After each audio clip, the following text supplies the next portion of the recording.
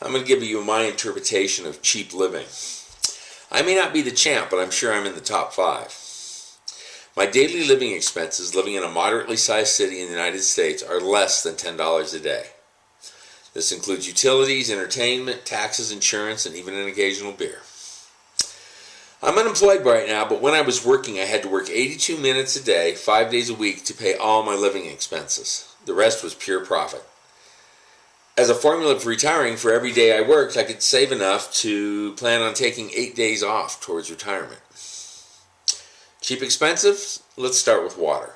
I can buy water for $1 a gallon from the store right across the street from my house, or I can have my water service turned on and I can get 2,000 gallons for $8, a much better deal.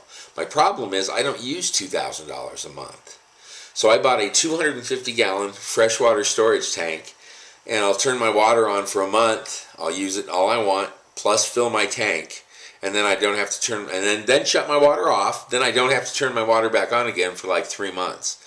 So I'm actually paying about $2 a day, or correction, $2 a month for fresh water, which couldn't be fresher. I live in Pueblo, Colorado. We drink water that comes down the river out of the mountains, and it's basically drinking melted snow. Tastes incredibly good.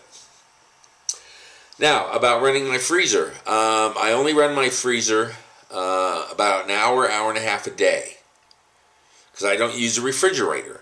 I'm a single person. I live by myself. All my food fits in a freezer just fine, but I only run it enough during the day that it refrigerates. It doesn't actually freeze.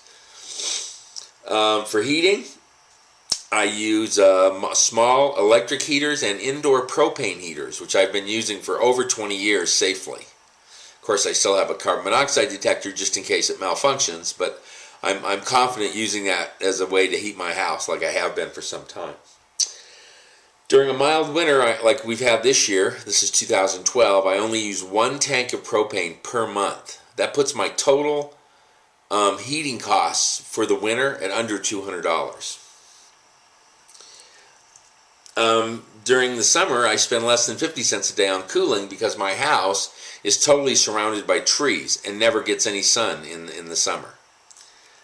That saves me some money. For high-speed internet, I get that from CenturyLink for $20 a month, and anytime they try to raise it from the introductory rate, I just threaten to quit, and they'll give me another year of the introductory rate. They really don't want to lose any customers. That works for everybody, by the way, not just for me.